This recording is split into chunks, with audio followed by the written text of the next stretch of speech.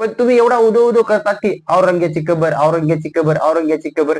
अरे तुम्हाला कबर पाडायची तर तुम्ही ते रातोरात निर्णय बी घेऊ शकता. केंद्रात तुम्ही, राज्यात तुम्ही, केंद्रात तुमची माणसं, राज्यात खुर्चीवर बसणारे तुमची माणसं, आणि आम जनतेमध्ये येऊन म्हणता की औरंग्याची कबर पाडायची, औरंग्याची कबर पाडायची. कोण पाडायची? या गरीब गरीब मुलांना फावडं टिकास हातामध्ये घेऊन जायचं आणि ती कबर पाडायची, आणि केसी पुन्हा कोणावर घ्यायच्या?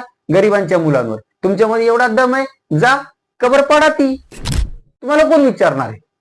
सगळं तुमच्याच हातामध्ये, पूर्ण देशच तुमच्या हातामध्ये. मी तेच म्हणतो की राज्यात तुम्ही, केंद्रात तुम्ही, मग औरंग्याची कबर पाडायला कोणाची तुम्हाला अनुमती पाहिजे? तुमच्यात एवढीच खुमखुमी येतं. पण औरंग्याची कबर पाडायची, औरंग्याची कबर पाडायची, यामुळं काय होणार? औरंग्याच्या ज्या अवलादी आहेत ते शेपटीकून टपणार. पण या एसीत बसून पिझ्झा बर्गर खाणाऱ्या अवलादी, हे धर्म असा, ते धर्म तसा, हे असा, ते तसा. अरे तुम्हाला खुर्चीवर बसिले का आला? नौकर वर्ग मेला महागाईने, व्यापारी